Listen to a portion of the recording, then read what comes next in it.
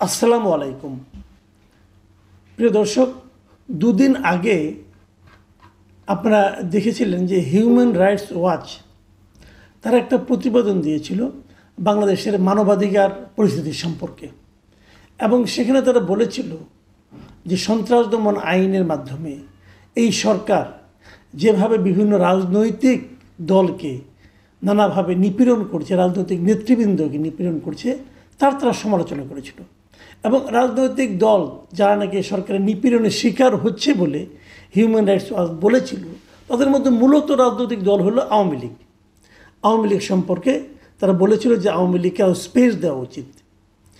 এবং সেই তাদের লেখাটা, তাদের সেই প্রতিবেদনটা শেষ হয়েছিল এভাবে যে হিউম্যান রাইটস ওয়াচের যে এশিয়া অঞ্চলের উপপরিচালক মীনাক্ষী গাঙ্গুলির একটা বক্তব্য দ্বারা। সেই বক্তব্যটা নিয়ে অনেক কথা বলেছেন। আমিও এর আগে কয়েকদিন আগে এটা নিয়ে আলোচনা করেছিলাম, এবং উনি কী বলেছিলেন সেটা আমি বাংলায় অনুবাদ করে বলেছিলাম। সেটা নিয়ে নানা রকম আপনার বিতর্ক ঠিক বলবো না, অনেকে সন্দেহ পোষণ করেছিলেন যে আসলেই কি ইংরেজিতে উনি তাই বলেছিলেন। তো আমি ওটুকু ইংরেজিটা একটু পড়ে শোনাই আপনাদেরকে। তিনি বলেছিলেন যে the interim government should instead focus on creating conditions for safe and participatory elections.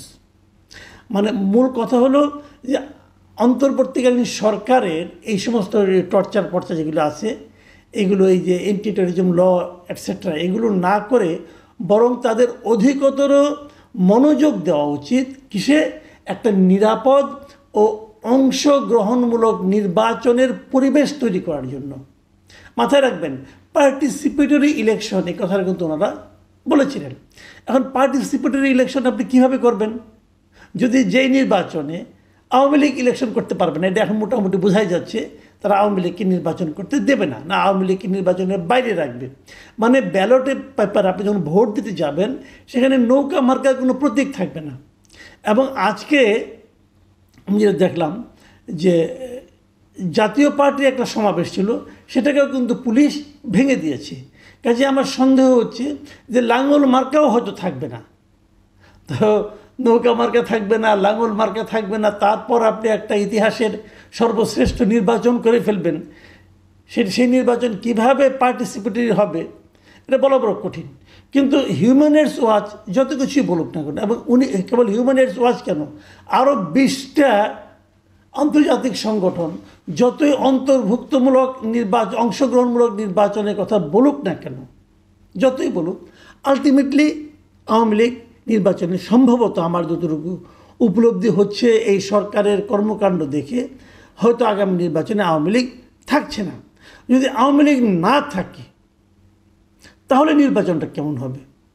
আসলে আমার আজকের আলোচনার প্রতিপাদ্য বিষয় হলো এটাই যে আওয়ামী লীগ নির্বাচনে থাকবে না, তাহলে নির্বাচনটা কেমন হবে? তাহলে কার সঙ্গে কার প্রতিদ্বন্দ্বিতা হবে?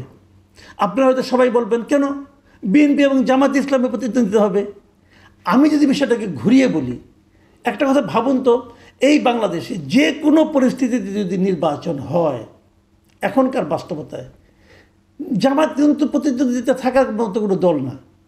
আওয়ামী লীগ এবং বিএনপি নির্বাচনে প্রতিদ্বন্দ্বিতা করবে, কিন্তু যেহেতু আওয়ামী লীগ নেই, জামাত প্রতিদ্বন্দ্বিতা করবে। এবং ইন্টারেস্টিংলি জামাত এখন মনেও করে, জামাতের অনেক নেতৃবৃন্দকে আমি বলতে শুনেছি, ভাবতে শুনেছি, তাদের সঙ্গে আমি আপনার অফ রেকর্ডে কথা বলার সময় শুনেছি, ওনারা আশা করছে ওনারা কিন্তু নির্বাচনে বিজয়ী হয়ে ক্ষমতায় আসতে পারেন। কিসের উপর ভিত্তি করে তারা ক্ষমতায় আসতে চাচ্ছেন? তাদের এই হিসাবটা কি একেবারে হাস্যকর? তারা কি কল্পনার জগতে আছেন? আমার কিন্তু তা মনে হয় না। তাদের একটা হিসাব আছে। সেই হিসাবটা কি, আমি সেই কথাটাই বলতে চাচ্ছি। সেই হিসাবটা হলো আমার বিবেচনায় আওয়ামী লীগ বলেন, জাতীয় পার্টি বলেন, এরা যদি নির্বাচনের বাইরেও থাকে, তারপরেও আসন্ন যে নির্বাচনটা হবে সেই নির্বাচনে আমার বিবেচনায় মূল ফ্যাক্টর হবে আওয়ামী লীগ। আওয়ামী লীগ নির্বাচনে আসলেও আওয়ামী লীগ মূল ফ্যাক্টর, আওয়ামী লীগকে নির্বাচনের বাইরে রাখলেও আওয়ামী লীগ মূল ফ্যাক্টর। আপনি বলবেন কিভাবে? হ্যাঁ, সেটাই কথা। আওয়ামী লীগের উপর নির্ভর করবে নির্বাচনটা কেমন হবে।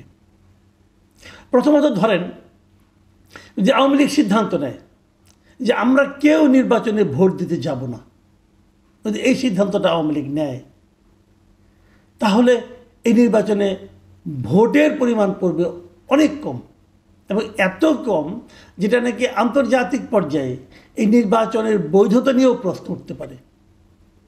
ওই যে আওয়ামী লীগ সিদ্ধান্ত নেয় যে আমরা ভোট দিতে যাব না, এবং যদি আওয়ামী লীগের কেউ ভোট দিতে না আসে তাহলে, এবং ভোট না দেওয়ার পক্ষে যদি আওয়ামী লীগ তেমন কোনো কিছু কিছু কার্যক্রম করে, তাহলে কিন্তু নির্বাচনের ভোটের উপস্থিতি নিয়ে একটা আশঙ্কা তৈরি হবে। এটা হলো একদিকে, মানে আওয়ামী লীগ নির্বাচনের অংশ না নিলেও এটা হতে পারে। আবার যদি আওয়ামী লীগ সিদ্ধান্ত নেয় আমরা ভোট দেব কিন্তু বিশেষ একটা দলকে পাশ করাবো, সেটা করার অ্যাবিলিটিও আওয়ামী লীগের আছে। মাথায় রাখবেন, আওয়ামী লীগের আসলে অনেক ভোট, যারা আওয়ামী লীগের খুব সমালোচক তারাও কিন্তু বলেন, আমি তাদের অনেককে বলতে শুনেছি, কতই আর হবে আওয়ামী লীগের ভোট, 20%। এটা বলে তারা একটা তুচ্ছতাচ্ছিল্য করার চেষ্টা করে। কিন্তু ইন্টারেস্টিং হলো যে এই যে দলগুলো জামাত এবং বিএনপি, জামাত কিন্তু তাদের ভোট 20% আছে, এটা যদি ভাবতে পারতো তাহলে তারা নিশ্চিত হতো তারা ক্ষমতায় আসবে। জামাতের ভোট তো 10%-এর উপরে না, কিন্তু সে 10% নিয়েও তারা ক্ষমতায় আসতে চায়, স্বপ্ন দেখে। কেন? সেক্ষেত্রে যাকে আপনি তুচ্ছতাচ্ছিল্য করছেন 20% ভোট বলে, তার কতটুকু ক্ষমতা ভাবুন একবার। সেই জিনিসটাই কিন্তু জামাত কাজে লাগাতে চাচ্ছে। আওয়ামী লীগের ভোটটা যদি আওয়ামী লীগ নির্বাচনে ভোট দিতে আসে, আওয়ামী লীগের ভোটাররা যদি ভোট দিতে আসে, আওয়ামী লীগ নির্বাচনে আওয়ামী লীগের প্রার্থী থাকছে না, তারপরেও যদি আওয়ামী লীগ ভোট দিতে আসে, তখন পুরো নির্বাচনটা নির্ভর করবে আওয়ামী লীগের ভোটটা কার কাছে যাবে। দাঁড়িপাল্লায় যাবে, নাকি ধানের শীষে যাবে, নাকি অন্য কোনো মার্কায় যাবে, এই সিদ্ধান্তের উপর। যদি জাতীয় পার্টি নির্বাচনে থাকে তাহলে কি সে লাঙ্গলে যাবে, সেটা কিন্তু তখন আবার আরেকটা রেজাল্ট নিয়ে আসবে। মানে সব কিছুই নিয়ন্ত্রণ করবে আওয়ামী লীগ। এটাই বাংলাদেশের রাজনীতির বাস্তবতা। আপনি মানেন আর না মানেন, এনসিপির ছেলেমেয়েরা যতই লাফালাফি করুক, ভাই এইটাই রিয়েলিটি। যারা আমার এই অনুষ্ঠান শুনছেন, যারা আমার কথা শুনছেন, তারাও জানেন এটাই রিয়েলিটি। আওয়ামী লীগ খারাপ দল, কোনো সন্দেহ নাই। আওয়ামী লীগ গত 15 বছর অনেক কিছু করে, তারপরেও কোনো সন্দেহ নাই। কিন্তু তারপরেও বাস্তবতা হলো এই দেশে একটা বিপুল জনসংখ্যা আওয়ামী লীগকে চায়। কেন চায় সে প্রসঙ্গে আমি আরেকদিন আলাপ করব, সেটা আজকে প্রসঙ্গ না, কারণ আজকে এটা নিয়ে আলোচনা করা শেষ করা যাবে না। কিন্তু এই যে আমি কথাটা বললাম, আজকে আমি বিবিসি বাংলায় একটা নিউজ পড়লাম। বিবিসি বাংলার নিউজটা শিরোনাম ছিল, নির্বাচন তৃণমূলে জামাত বিএনপি টক্কর, দুই দলের নজর আওয়ামী লীগের ভোটে। খেয়াল করুন, দুই দলের নজর আওয়ামী লীগের ভোটে। ওনারা তৃণমূলের একটা জেলাকে নিয়ে আসছে, একটা জেলাকে কেস স্টাডি হিসেবে তারা নিয়ে আসছে। সেটা কোন জেলা? সিরাজগঞ্জ। তারা সিরাজগঞ্জ তাদের রিপোর্টার পাঠিয়েছে এবং তারা সেখানকার ভোটারদের সঙ্গে আলাপ করেছে, প্রার্থীদের সঙ্গে আলাপ করেছে, রাজনৈতিক দলগুলো কে কী করছে ভোট পাওয়ার জন্য সেগুলি নিয়ে তারা আলোচনা করেছে। এবং সেখানে তারা বলেছে যে এখানে 6টি আসন আছে এবং সবগুলিতেই বিএনপি বলেছে তারা জিতবে, জামাত বলেছে তারা জিতবে। এখন দুজনের ব্যাখ্যা দুই ধরনের, কিন্তু দুইজনের কথাতেই তারা এইটা প্রকাশ করেছে যে তারা আশা করছে যে আওয়ামী লীগের ভোটগুলো তারা পাবে। দেখুন কি নিয়তি! একটা দল যাদের একটা বড় সংখ্যক ভোট আছে, তাদের ভোট নিয়ে তারা টানাটানি করছে, আর সেই দলটাকে নির্বাচনে আসতে দিচ্ছে না। সেই দলটা আসলে নির্বাচন অপবিত্র হয়ে যাবে, কিন্তু সেই দলের ভোটগুলি পেলে আর কেউ অপবিত্র হবে না। এটা হলো কি রাজনীতি। হ্যাঁ, রাজনীতির মধ্যে বলে না, রাজনীতির মধ্যে পলিটিক্স ঢুকে পড়ছে। এই হলো রাজনীতির পলিটিক্স, যে আওয়ামী লীগ অচ্ছুত, আওয়ামী লীগ না পাক, তাকে নির্বাচনে আসতে দেওয়া যাবে না। কিন্তু আওয়ামী লীগের যে ভোটার, তারা যদি আমাদেরকে ভোট দেয় তাহলে সেটা হবে পুত পবিত্র ভোট। সেই ভোট দিয়ে আমি নির্বাচনে বিজয়ী হয়ে ক্ষমতায় যাব। বাহ, কি চমৎকার! শুনেন, দুই দলের ওরা আলাপ করেছিল। আমি দুজনের বক্তব্য আপনাদের একটু পড়ে শোনাই। সিরাজগঞ্জ জেলার বিএনপির যে সহসভাপতি আছে অমর কৃষ্ণ দাস, তিনি বিবিসিকে বলেছেন যে গণতন্ত্রের প্রয়োজনেই আওয়ামী লীগের সাধারণ ভোটাররা বিএনপিকে সাপোর্ট করবে। মানে গণতন্ত্র, বিএনপিকে সাপোর্ট করলে গণতন্ত্রের যে প্রয়োজনীয়তা সেটা মিটবে। কীভাবে মিটবে ওটা উনি ব্যাখ্যা করেছেন। উনি বলেছেন বিএনপি একটা গণতান্ত্রিক দল, যারা রাষ্ট্রীয় ক্ষমতায় গেলে দেশে পূর্ণ গণতন্ত্র প্রতিষ্ঠিত হবে।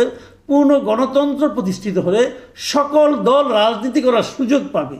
সেক্ষেত্রে বিএনপিকে ভোট দেওয়ার সম্ভাবনা হচ্ছে সবচেয়ে বেশি।